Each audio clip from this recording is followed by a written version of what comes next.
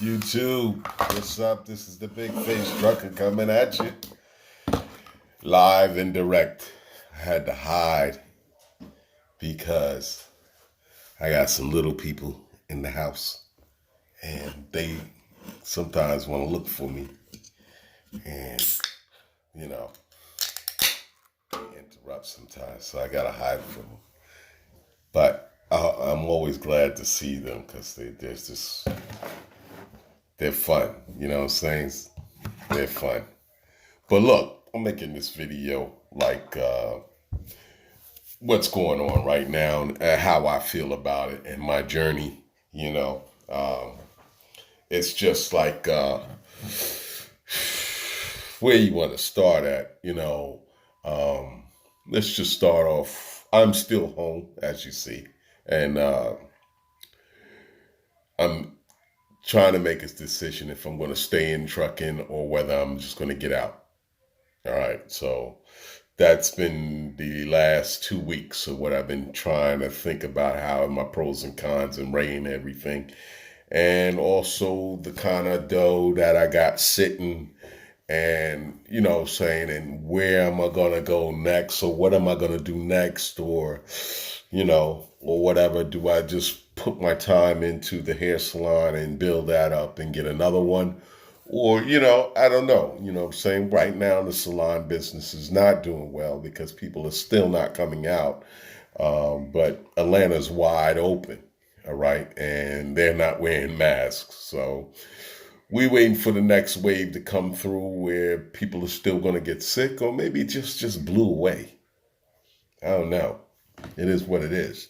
But I've been keeping myself self quarantine. The only time I go out is to pick up food, and I go early in the morning before people go into the grocery store, Kroger's or something like that. I go early in the morning because at night they disinfect. And I go in there and I get what I got to get, and then I get out real quick. You know what I'm saying? So I get all my stuff early in the morning and I come right back to the house. I really don't have nothing to be really driving around to be doing or whatever, getting out there. Um, my brother just came through. He came through and brought me like 20, he brought me 20 N95 masks, 20 of them. All right. So I got plenty of masks and stuff like that. So the only time I put the mask on is when I leave out and I'm going in the grocery store or something like that, and I see other people that don't have masks, So it just kind of like bothers me when I see that, and because I don't understand, they know what's going here. I guess they don't know what's going on, so they got to be touched like I've been touched. The rate of people that I know it's up to about 18 people that I know that suffered from this virus and died and passed away. Uh, I have a niece in New York, and her father passed away probably like, I say he probably passed away probably about 2 months. I mean, 2 years, a year ago. My middle brother, and she's a nurse, and she was telling me that they're she had to stop her duties to come down to help load bodies, body bags on to trailers, refrigerated trailers, and the body bags is a shortage, so they started putting two bodies in one bag.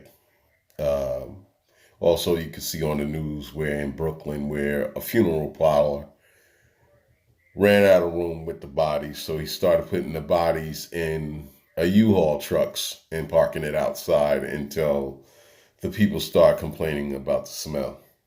And they, it is what it is. I mean, a lot of shit is going on, and just her being up there, it's like really bothers me sometimes, because She's my niece, and I promised my brother that I would look out after her as long as I live. Uh, and she's doing very well. She's a nurse, so she's doing very well financially and everything else. She's very talented and everything. I just wish she, you know, really think about, trying to be the superhero stuff and everything. It's just I need her to be around. Put it that way. All right. Don't go out there and try to be a hero. All right. We got a lot of heroes, and you could tell what's going on. But for the truckers out in DC doing their thing and everything, honking their horns and trying to get heard and everything, yeah, somebody has to do it. And if not, we'll never get heard, I guess, or something like that. And I really think that that they might make something happen, but I don't. The way I look at trucking is like the politics and everything behind it and everything, how the brokers really run the show. All right. The middleman runs the show. It's just like the drug game. You never know his connect or what's going on his connect and how much he's paying for the connect or nothing like that. So we always gonna have that gap right there of not knowing, and they hold most of the leverage. You get the load, you stuck with that load. That broker could, he could just fuck you if he wanted to, or he doesn't pay you detention like most of them don't. And some people are saying that if we pull the government in to regulate the brokers, to regulate the system, now we open it up and it's going to hurt us. Some people thinking that, if we ask for $2 a mile, then that means that we get $2 a mile on every load that's out there, or something like that. Well, to my understanding, I wouldn't go in there and give them a set rate of what we need, because everybody's trucking business is different. I would regulate the brokers and say, look, the brokers need to do this. They need to uh, have a set percentage of getting from the load. And they also have to send it with the rate con from the shipper, what's the shipper pays them. And they show their 12% out of the load. Or they don't have to show us how much they're getting paid. We have to do the math and subtract the 12% out of what the shipper's paying for that load.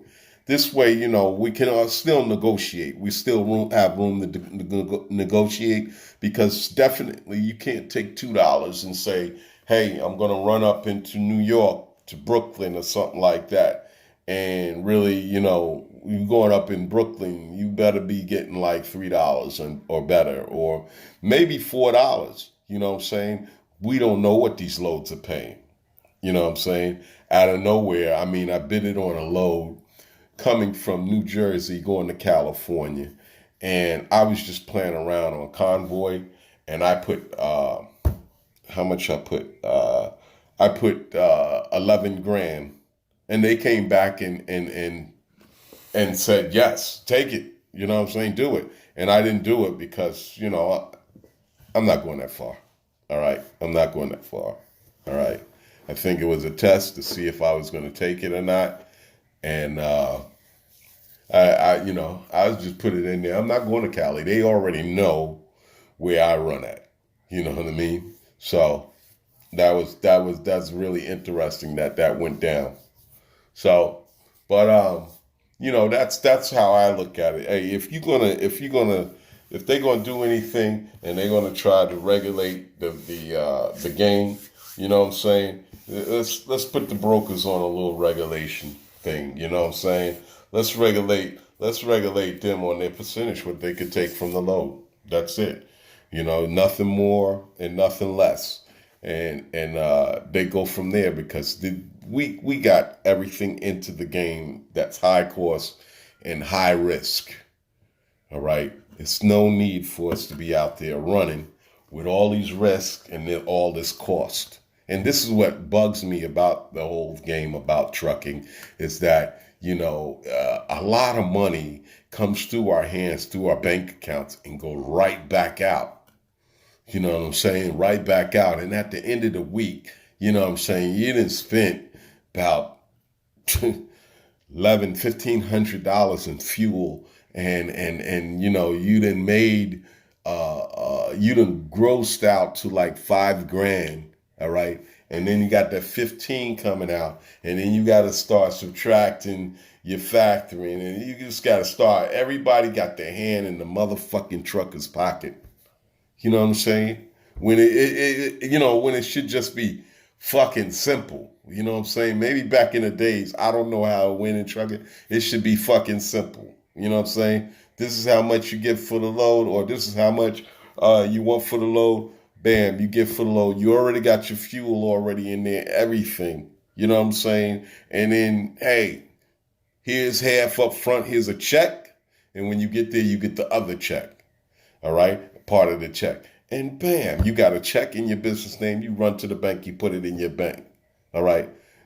None of this, no everybody touching your fucking money. You know what I'm saying? Hey, the job is done. Y'all got your freight. That's it. Let me keep it moving. I done heard where drivers then got paid cash. I have a buddy that runs from Florida to Cali all the time. Florida to Cali, Florida to Cali, refrigerated. And he says, yo, the shipper pays him in cash. So what he does, he drops his trailer, they load his trailer, he bobtail, he takes the cash, he goes to the bank, he deposits it in the bank, he comes back, and boom, he gets the trailer and he's out, headed to Cali. You know what I'm saying? So, I mean, there's different ways going out there, and that's cool. I haven't experienced that. Well, I almost experienced that in New York, and I just couldn't. I went back to the guy every time I went back to New York, and he was always busy. So it is what it is. But what are we gonna do? What are we gonna do? It's not me. You know what I'm saying? Because I already know there's truckers that's against the guys up there in DC, and there's guys up in DC is against the truckers that running.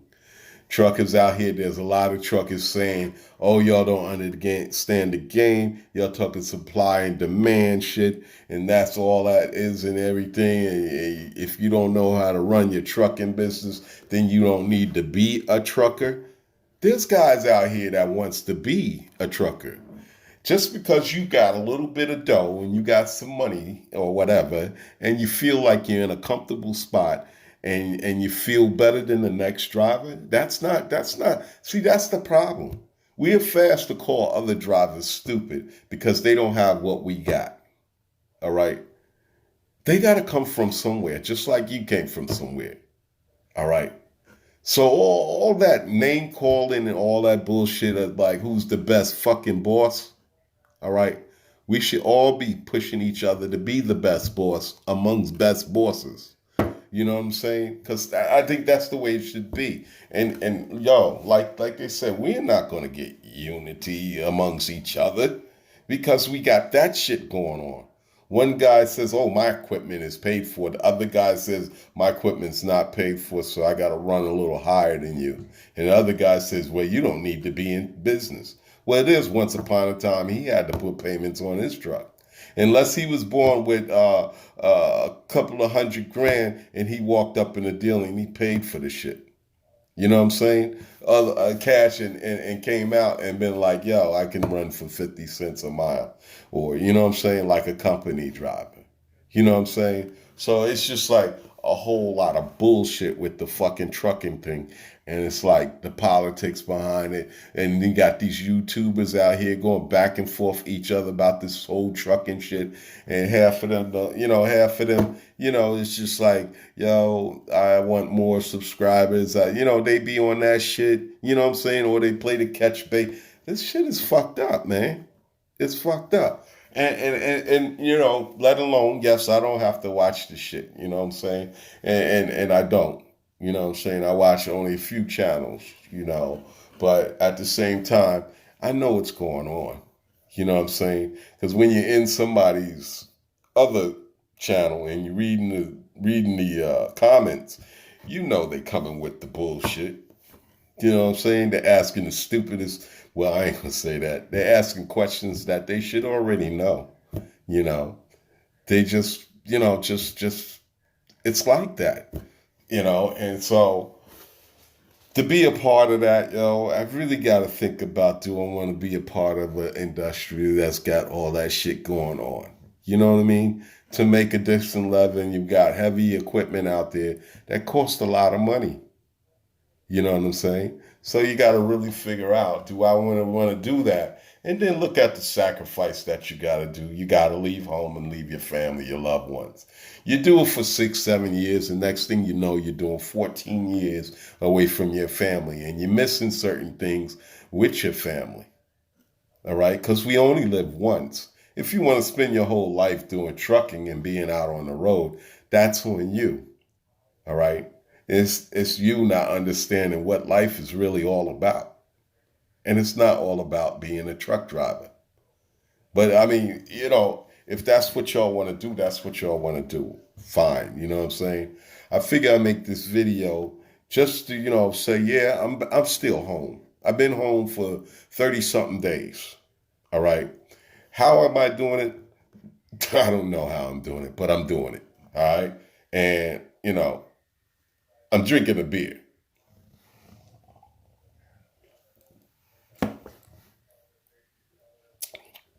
So it's just like, let's see, what can I say? I planned for something, but I didn't plan for this long. All right. Didn't put enough to the side, put to the side. So, hey, it is what it is. Big mistake. I'm a new guy out here, 5 years of driving. All right.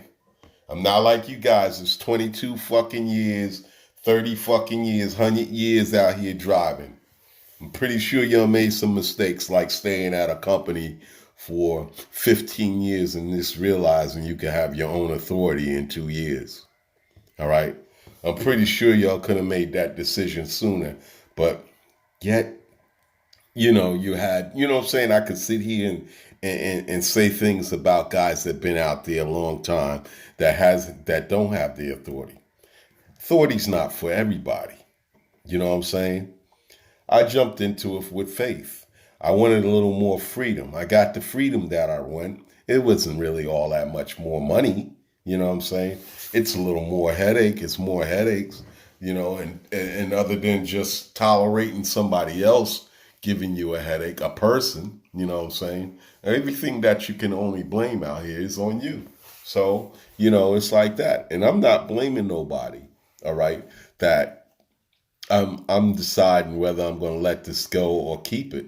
You know what I'm saying? It's me. I determine how broke I want to be.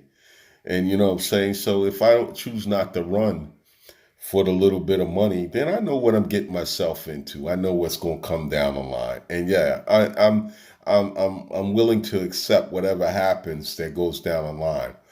But I'm doing what I got to do, and if I do decide to get out, then hey, I'll get out. If I do decide to stay in, I stay in. But right now, what I'm saying, it doesn't make me wake up in the morning and stress. I might stress maybe about 3 hours of the day. When I start thinking about, hey, take a look at the load boards. I stop looking at the load board, man. You know what I'm saying? I stopped looking at it. I see it so much on Facebook. It's like, don't even look at the load board. You could tell that the loads are still standing the same. If not, they're getting worse. You know? So, hey,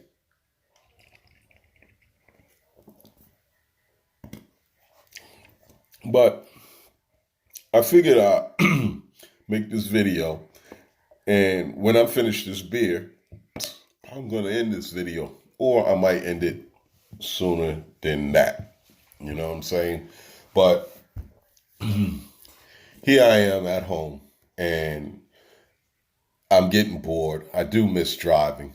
I do miss going down the road and just pulling up in a truck stop and fueling up and seeing other drivers out there working and stuff like that. I do miss that. Trucking is a childhood dream that I had when I was a young man. a young boy, and I used to watch the truckers come to this factory that was right by uh, where I lived in Queens. And they came into the industrial field. They make a wrong turn. They go around our block or whatever, make a wrong turn and go into the right area. And a friend of mine by the name of Cornell, we used to run over there and talk with the drivers. Hey, where you going next? We used to count the stickers on their truck, where they been at or something like that, and been as far, honk the horn and stuff like that.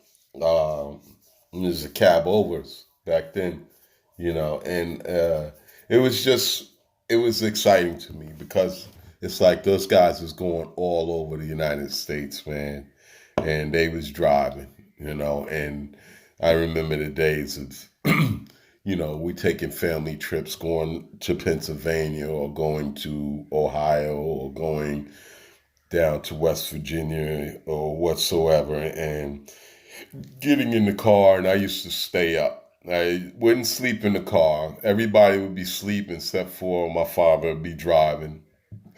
And I would be in the center, in the back seat with my head up on the back seat. We had one of those seats that went all the way across. So I had my arms up there. There wasn't no seat belts, nothing like that. And I used to just watch these trucks just roll, man. They used to roll by at night. My dad would say, at night the trucks go fast. So, we get behind the truck and we'll get there a little sooner. And that's what was going on. They'd be rolling at night, you know. And they had, a little bit of different roads. And I always remember the Pennsylvania Turnpike because that was one of the routes we used to take. If we wasn't going to Pennsylvania or we was going to Ohio, Columbus, that's where we would go. But, back to this trucking thing, that's how I'm feeling. I know probably, some guys, you know, um, talk to me and say, hey, nah, don't do that, don't do that. But they don't know how I'm feeling. And I just basically put a little bit out there to let y'all know how I'm feeling about it. And it's just too much shenanigans in it, man. It's just too much. And now, this guy for the brokers made a video, like he's taking up for the brokers. And and everybody knows I have to deal with a broker. Always, you're gonna get that one broker every day that's gonna hang up on you or talk shit to you. All right. And he's representing his company. And this is a guy that's not saying that some of that money's going in his pocket. He's that guy that's just getting a percentage or commission. And he does this because they just feel that they can just talk to us like we're not people, like we're shit. And if we don't get the load, somebody else will take that load. And that's the leverage that they got. All right. So, in order for us to equal out the game, I think that they need to be regulated and say, look, y'all get a 10 or 12% off the load, and that's it. That's it. You know what I'm saying? And then y'all got to show us what the shipper is paying for this load. All right. And then go from there. You know what I'm saying? But I mean, we could play the dirty game and be like, hey, you know, we can go and talk to the shipper and see what the shipper want to do. Yo, look, I live right around the corner. All right. You need this load moved. Let's sit and talk. You know what I'm saying? Cut the broker right out. You know what I'm saying? I know guys that do it. You know what I'm saying? But I'm a young dude. I'm a new guy in this game. And when it's time to get grimy, you know what I'm saying, is when you really fully understand the game. Because if you fully understand the game and they're grimy, then you got to do something. You know what I'm saying? But by them guys up in DC, they doing what they could do. And I don't knock it. I mean, more power for them. You know what I'm saying? If I was in the mood or in that way, I would drive up there too, or somehow be in that area and go up there too and be right there. But this whole thing is just, this should have been done years and years ago. And for it to go on for, oh man, 50, 60, 70, maybe 80 years, I don't know. You know what I'm saying? For this to go on and the truckers to get violated like this, it's just, wow. You know what I'm saying? And it's like they have a lesson. Like you could, and they go to orientation, these brokers, and it seems like you could, they get taught how to treat us like shit.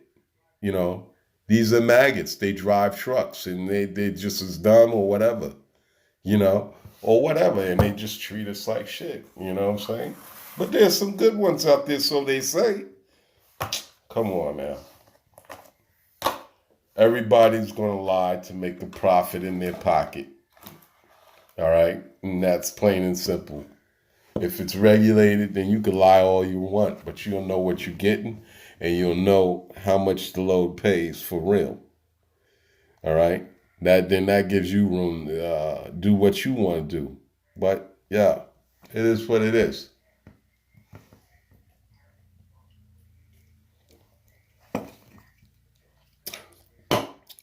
So checking out these other YouTube videos and stuff like that, you know, we'll see what happens. You know, there's a guy up there in the that I've been watching on Facebook. A guy by the name, I think is Rick Santiago or something like that. He's almost got a voice like me, you know, but he's incredible. But he looks like he's busy. He's sure serious enough, you know, what he wants to do, and we do need guys like that, and that's cool. You know what I'm saying? Because somebody's got to do it. You know, all these YouTube guys sitting here, you know, that they say they know all this shit and all that and all that. They should be up there with this guy. You know, I think. But, you know, hey, they feel it's not worth it or they don't have the time to do it, you know. It is what it is. Everybody got their own agenda, you know. And like it is, I don't think truckers will ever come. It might be groups of truckers, but it can't just be one damn group. You know what I'm saying? Look at Facebook. That'll tell you so many different groups of truck drivers in there that you know, hey, what are you gonna do? So that's basically me touching bases on what I'm doing and how I'm feeling about what's going on. I don't even know what to call this video. But I see people are making videos today and I'm checking them out, and I'm just, you know, I'm almost to the point where I'm not even looking at no more trucking videos. You know what I'm saying? I'm just fed up with it, man. I don't know. I'm just fed up with it. But look, it's 28 minutes. I didn't want to take a whole lot of time. I know it's late tonight. Today's Friday. I guess the first of May, and you know, 2020. So you know, I figure out what I'm gonna do tomorrow. I'm still like staying in the house, so it ain't really too much to do. They're gonna be fully open around here, so I don't know, you know. But look, just let y'all know this is the Big Face Truck in. I figured I'd just drop in and drop this little video, a little say so about this 30-minute video. Hats off to lady truckers out there that's getting it in, that's still rolling, or understand that maybe you need to park it and sit back and wait this out and see what happens. And because it's going to be a lot of trucks that's going to actually go out of business due to repairs, due to financial matters, insurance matters. My insurance went up high, and I found a cheaper insurance company, $600-700 cheaper. You know what I'm saying? So it just don't make no sense. Why would OIDA do that to me at the time like this? You know what I mean? So It is what it is. But this is the Big Face Truck, and I'm signing off. And I got a little bit of the beard, but signing off. As y'all noticed, I didn't smoke a cigar.